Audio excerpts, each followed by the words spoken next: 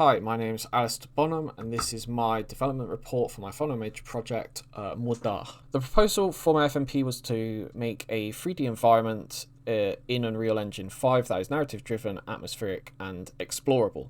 My goal was to make one environment and make it the focal point of my portfolio, an environment that shows my strengths and shows what I'm passionate about in games development. I also wanted to improve skills I had little experience with and learn new skills. Some of these skills were essential to the creation of this scene and to the creation of the atmosphere. For this project, I broke the production into phases: architecture, creeper, props, decals, foliage, and the city.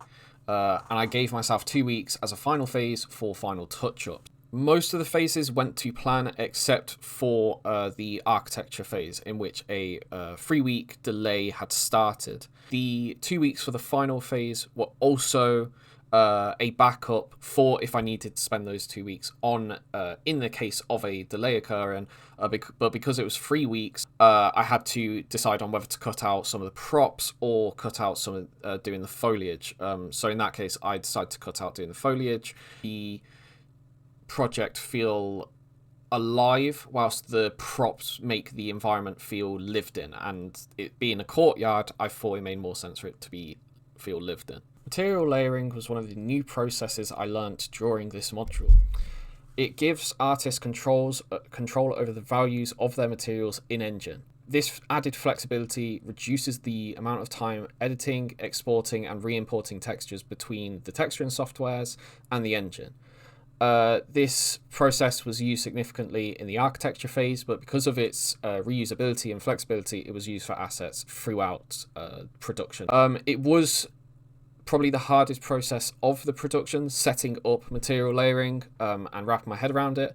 I found some good resources to help me get set up, but I do wish I could have added some more parameters to the system.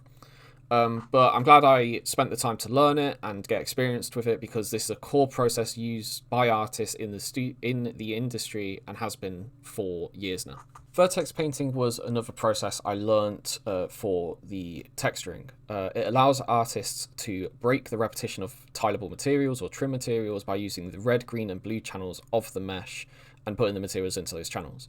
This process was used on the building walls and the landscape. I wish I could have used this process a little bit more to build some more experience, but with using the materials that I made, I believe the walls and these materials are one of the core features to establishing the setting and the history and the current state of the courtyard itself. One way that I could have made more of it was by using value clamping. Value clamping allows artists to divide RGB channels into fractions. These fractions, or this technique, is primarily used to store ID masks and texture maps for basic materials or material layering. But although I know of this technique, I know it is also above my skill level, but I do hope to use this next project. With this project, I decided to pay more attention to lighting throughout production.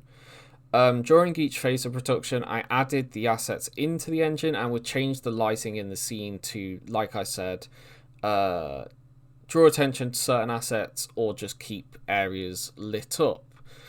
This was good practice, but I think other techniques or other parts of lighting that are more nuanced or more advanced, like considering the purpose of the light in the scene, as in like diegetically, and also balancing the values of the lights. One example of impractical placement of lights is found on the protagonist's house. Originally, I placed these lights to illuminate the vertex painting on the wall and the material layering of the planks on the extension, and it serves no practical use. A smarter way of doing it would be to bring the spotlight out away from the light model and then drag both of them down towards the stairs, because then it's a nighttime scene, so you'd want a light illuminating the stairs for if someone is trying to make their way up there.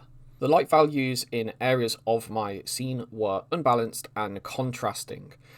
In the example on the top right, you see two sets of lights. The lights on the bottom left are dimmer, but their light scatters well across the surfaces and in the reflections.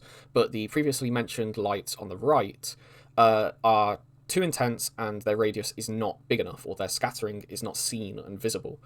This could be subconsciously picked up on by viewers and would be a subtle inconsistency that leads to the environment feeling unnatural, which can obviously break immersion if the player was playing the game.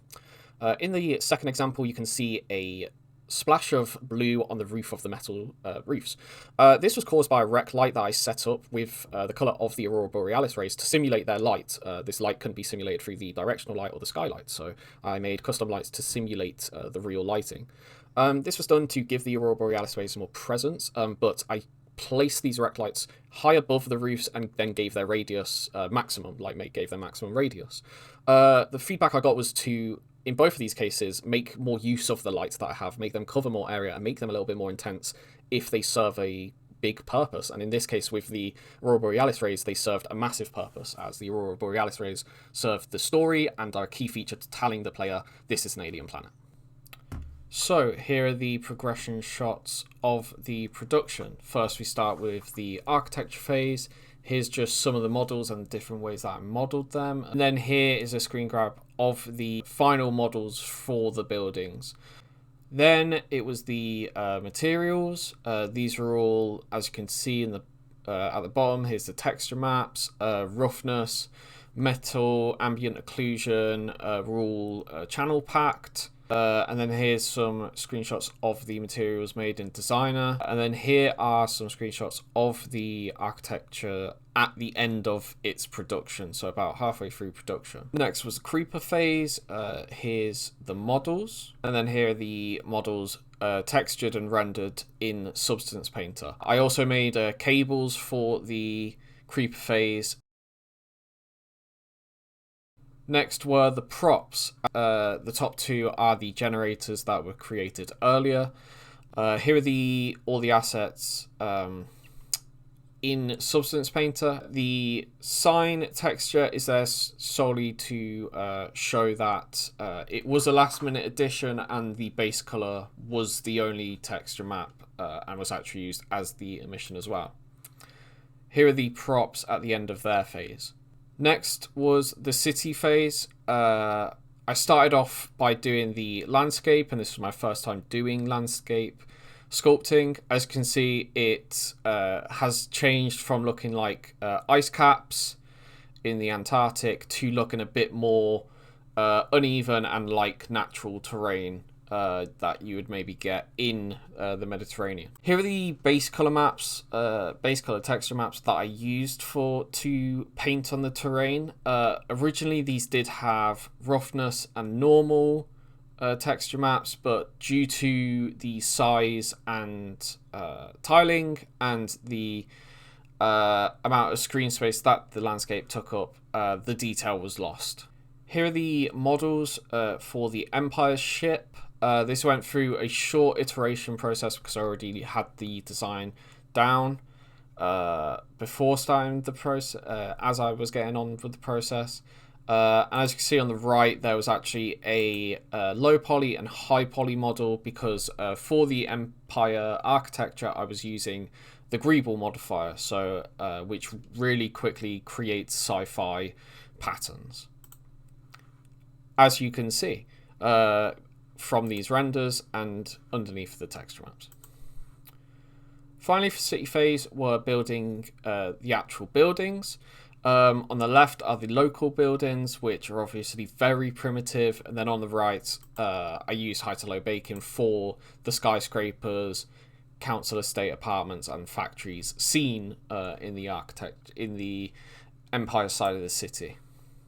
Here are the textures for the buildings. These went through the same scenario as the landscape, where they took up such little of the screen space that anything other than color map and emission map were just not worth the cost. And then here's the full view of the city at the end of production.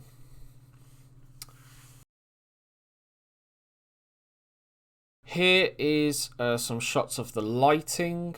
These were taken again at the end of the architecture phase. The key thing to point out with them at this point was the man-made lights made up a lot of the light in the scene, and they are obviously too bright. They are the only thing lighting up certain areas. And then here's the screenshots of the lighting before the presentation with the lecturers. As you can see, there's not been an improvement on the natural lighting from the moon and the aurora rays. It's just the lighting from the man-made lights has gone down, so that's why the scene is so much darker.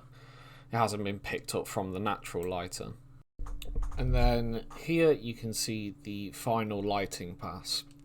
Evidently the advice has been put to good use, as the aurora rays give off more light. They are spread well across the roofs. The directional light and skylight are being used to cover more of the deep shadows, making sure there's no absolute blacks in the scene. So the scene is overall lighter, more visible, guides the player better, and feels still nighttime and diegetic.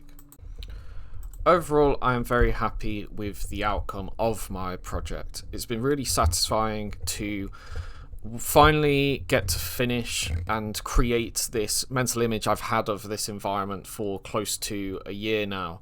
And whilst doing so, learning and getting used to such processes like vertex painting, material layering, lighting big scenes, and creating landscape assets or distant assets. I believe process-wise, the architecture delay was unfortunate, but the other phases did go quite well. I'm quite happy that I've still incorporated what I searched in my dissertation into the design of this map. I think this project has taught me a lot. It's taught me the value of lighting and how much it can change and really make the most out of what you have in your scene, besides just putting a light directly on top of it. What the problems I did come across were obviously the lighting, the aurora rays. I didn't get to go over their development, but they were made quite cheaply and happily, and the results are varying and inconsistent in the quality and in their animation and visuals. Also the decals, I didn't spend as much time as I wanted to on the decals, so they are right now the opacity maps or opacity masks are interfering with the colors and the textures that they are meant to be portraying, which is chalk and spray paint. What I do differently next time is to stop myself from the architecture delay, which then had a snowball effect. I would probably use vertex painting over material layering. After a short break, I plan to use my environment to learn more skills and techniques that will help me as an environment artist. One project will be making procedural foliage in the scene, and another one could be making advanced animated shaders like a cracked LED TV screen that's above the entrance to the tunnel. In this semester of university, I devised a 1-year plan that broke the next year into quarters. In this plan, I mentioned personal projects or portfolio projects, and the two ideas for foliage and a screen shader would be featured in the time of the year that I've booked for personal projects. I'm confident that the skills I've learned during this project and in my time at the university have improved my artistic capabilities, but in the time after this project, I will continue to improve and grow as an environment artist thanks to the skills I've tried to teach myself during this project. And I will continue working, whether that is working at home, part-time, or at a game studio.